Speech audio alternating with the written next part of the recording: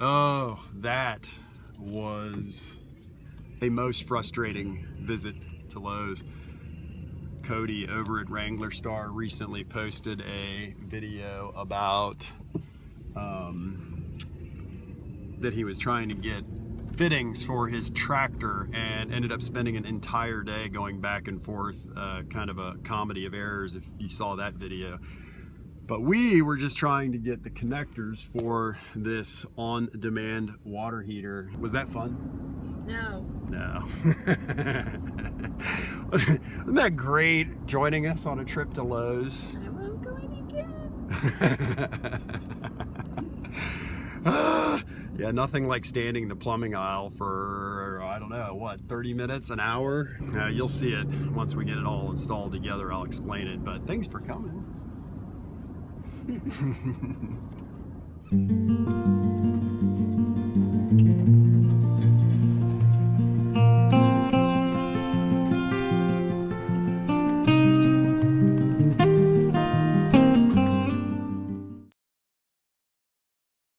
going on, Heidi? Oh, dog must be coming. Yeah, you're getting worked up. You don't like that dog. Where is it? Whoop. Colby, she doesn't like you. It's okay, girl. Back at the farm.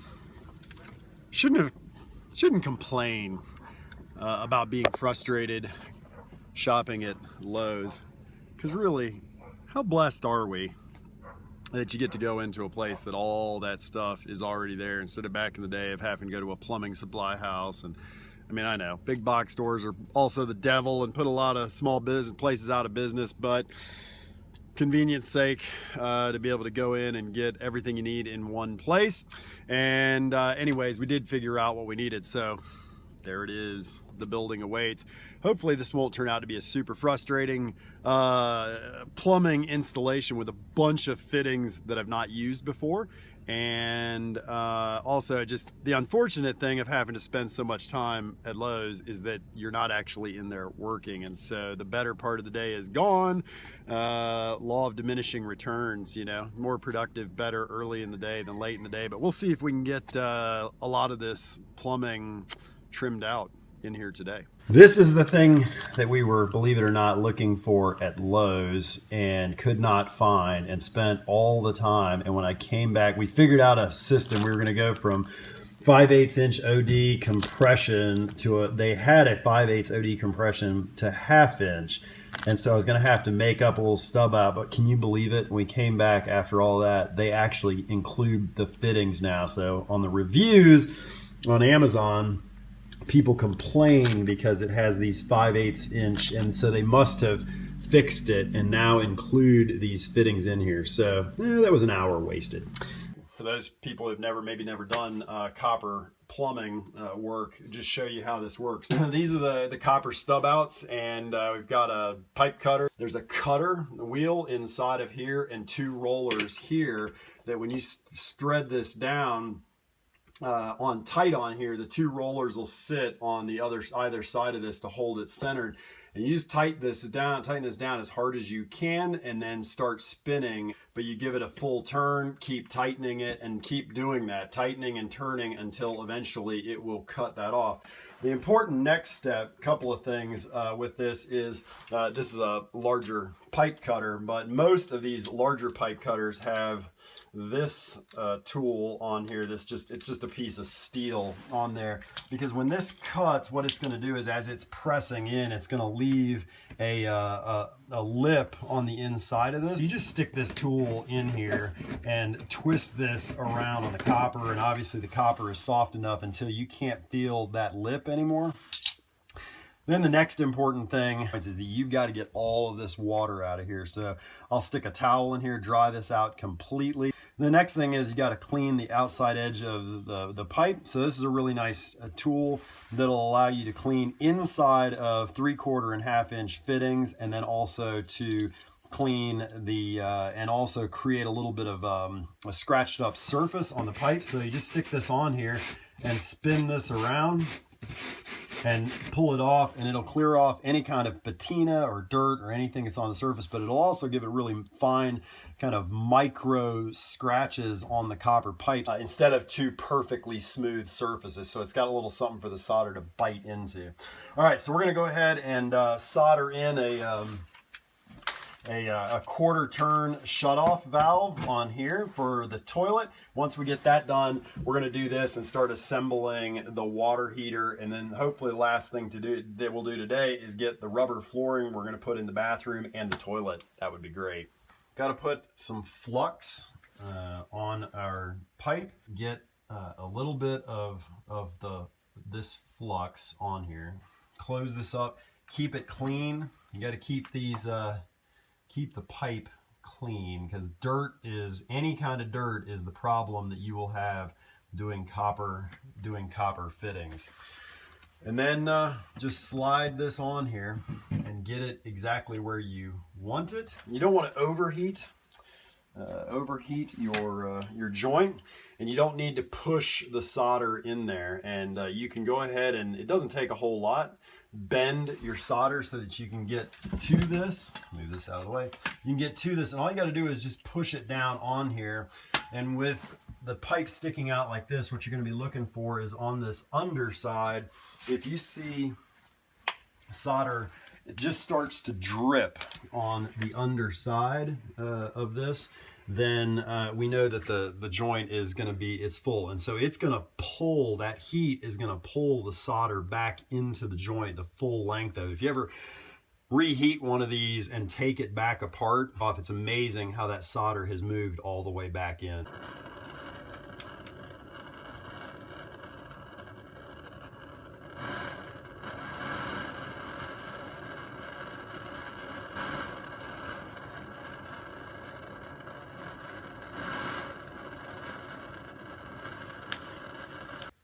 Last little thing we want to do is take some water and just clean off that pipe. Not the prettiest joint. I haven't done this in probably 20 years, 15 or 20 years. So I think I needed to get the pipe hotter to start with that tip of that blue flame. And but anyways, it's on, it's working. We turned on the water, and it is holding. So it's not dripping. So the joint held.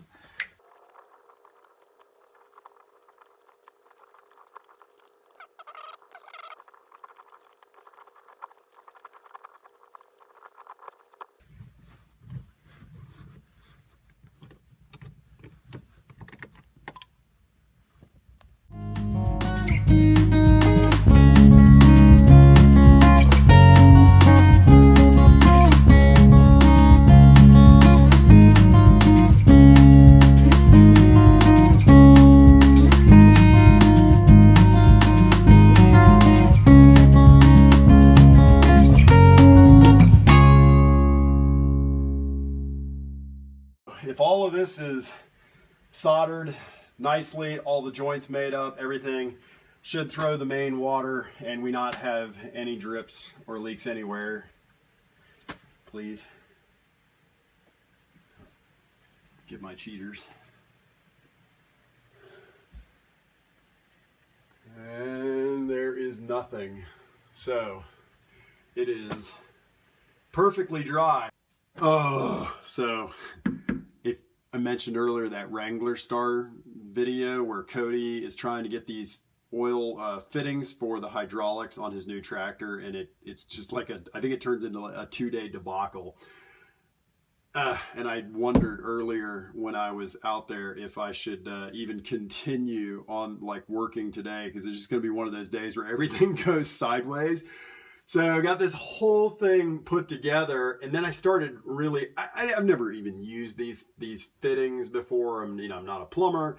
I've never installed a point of use electric water heater, on-demand electric water heater. So the purpose of these things is that you can open this, shut off the water supply coming in, and then open this valve up, And I guess in theory, I haven't even looked into this yet. Connect this, open this up, and then do the same thing on the outlet side and flush water through the hot water system to clean out any deposits. You're supposed to do it with these things because they can get messed up pretty quickly if you don't. So you run some kind of a solution like a vinegar-based solution or something through there.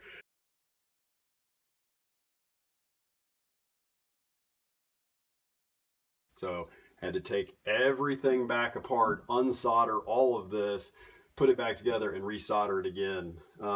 Here, let me do this. Smacked my head. But we're back up and running. Just checked it again, no leaks. And so now we're going to do the hot water side, the outlet side. This is going to have to be it for today. The delay earlier set us back, and obviously my mistake over here took a little bit of time as well. But we are done for the most part in here. Got the inlet side, the cold water coming in, hooked up, coming over into the water heater, and then the outlet going back, which will go over to the sink. And did get the electric hooked up. This is just a switch over here. So there's a switch and then the breaker is over there, but you're supposed to, in order to connect this, have a 40 amp switch. So I think it looks pretty good. For now, I'm gonna call it a day, and we'll come back out tomorrow and hopefully trim out for the sink and actually get this up and running, get the floor in here and the toilet. That'll be it for this weekend, if we get to that. All right, see you in the morning. I'm gonna back up and show you video from yesterday, which was day 2 of this video, in which we connected the power to the water heater, turned it on, and tested it. The moment of truth. Turned on the breaker, and so should hit this switch, and it says that the LED lights should come on and then go back off, and that's normal. So here we go. All right, came on and went off. And then we just press this and press it again, turn it up, and then dial to the temperature we would like it to go to. Let's see, we'll go all the way up to, how high will it go? 140 degrees. That's a little hot. Let's go down to 120 and see what happens on at the faucet. Moved it up to 140 degrees. I don't know what the flow rate, gallons per minute, is. I mean, this is coming straight out of the pipe, so.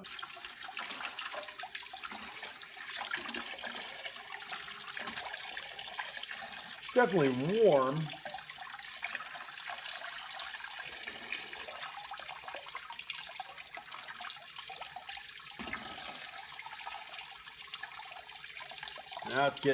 Now it's getting a lot hotter.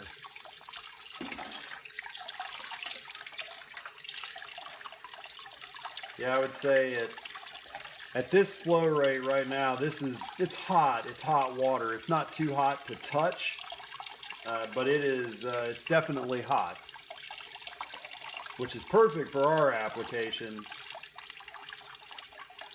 But it is not getting hotter, so hot that I can't have my hand in it. But it's definitely hot, to be sure.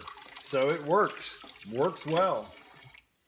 All right, so that was the water heater, which I have already uploaded a more thorough video about the EcoSmart Eco 8 tankless electric tankless water heater, and you can click on the link here to go see that video if you're interested in more about the tankless water heater.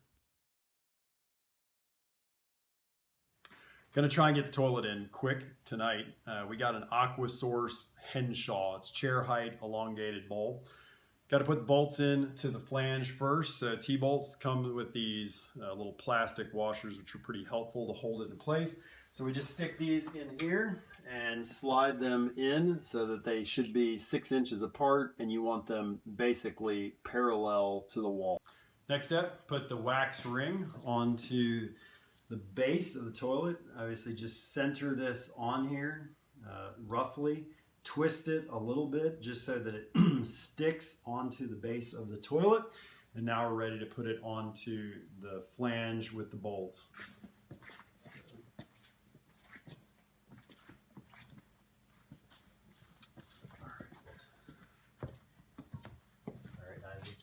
At this point, once you get it on here and you've got it evenly placed, it's just a matter of gently twisting this back and forth slightly, not rocking it heavily, but you're just compressing the wax ring and increasingly putting your pressure down on it at the center point until eventually you've got all your body weight on here trying to create a seal.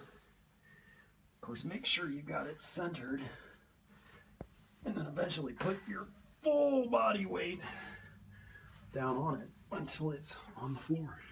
Next is put these bevel discs on here. These are the things that the caps are going to snap onto. They'll snap inside that edge. So bevel discs, washers, nuts, caps. All right, put the tank to bowl seal on here. It's pretty simple, just sits right on there. Make sure it's all the way down and even all the way around. Hold itself on, then lower the tank on.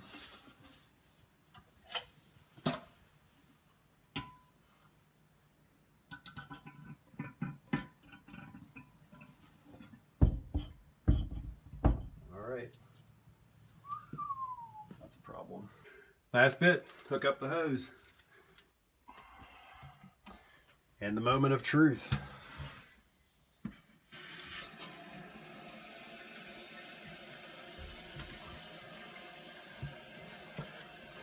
While it's filling, you'll notice that in that video a second ago when we set this up here, the power cord for the water heater was down here and it hit. I worried that that was going to happen. We measured this out. The center of the drain should have been 12. We had it about 12.5 inches off, so there should have been about a ½ inch gap back here. And I didn't know if it was going to hit or not, but we've obviously just moved that up, adjusted it, and moved it up. So now it all fits. It's in place and filling up. We started this a long time ago, drilling holes, connecting to that septic tank, and doing all of this, running the water, the well, getting everything connected for this moment.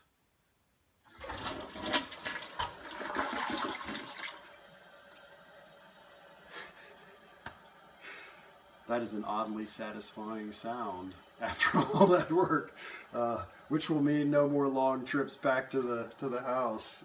So that is fantastic. We have a functioning toilet in the shop.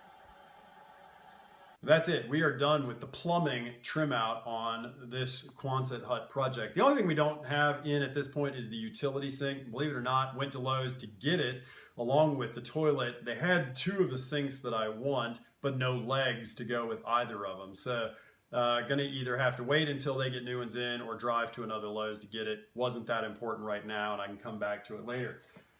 The bathroom is done. Really excited about this. So got the water heater and everything in. That is running well. Now the toilet is in, so we can actually start using it. Got this rubber diamond plate flooring off of Amazon. I'll put a link for this in the description below. It was about $30-some for a 4 foot by 4 foot section of it. Put it down with some, actually I had some leftover adhesive from refinishing or redoing the outdoor carpet in a boat. So I just used that to put it down, but it's really nice because 2 things. One, I mean, it's got a little bit of cushion so that I knew the floor, the concrete floor, was uneven, and I didn't want the toilet just sitting on there and kind of rocking if it was uneven. So because of the rubber, when it pulled down, this is actually very firmly in place. The other thing is with guys using bathrooms and maybe not always hitting the toilet with an exposed concrete floor without any kind of a finish on it, it will soak, urine will soak into the concrete over time, and that will get funky. So that's to help keep the concrete clean down there. Last little thing, oops. Last little thing was got this access door put in for the main water shut off, and then that's the valve that goes to the spigot on the outside of the shop, but just some hinges and a little magnetic catch so that that closes and seals it up. Thanks for watching this another video in this series. Let's see what's coming up next, what will be coming up. We got to start moving some stuff and getting ready to finish the other half of it. So it may be a little while because we're going to get everything over there moved over here. May jump onto a few other projects before we come back to this. So if you've been following, there may be a gap before we get back to finishing this, because I do want to put some energy into some things in our garden, getting ready for that, getting the greenhouse finished so that we can use it, because spring will come here in North Carolina sooner than later. Again, thanks for watching this video, and a special word of gratitude to everybody who's followed along with this whole series up to this point. I'm grateful for the interest that people have in it, and also to those who have let us know they like it with a thumbs up, and especially with comments and questions about the project. And on that, a special shout out to Oliver in Ireland. It's been fun interacting with you, and thanks for your kind words and encouragement throughout this project. So hope you're well and enjoy this video. To everybody, we'll look forward to seeing you in the next one. Take care and God bless.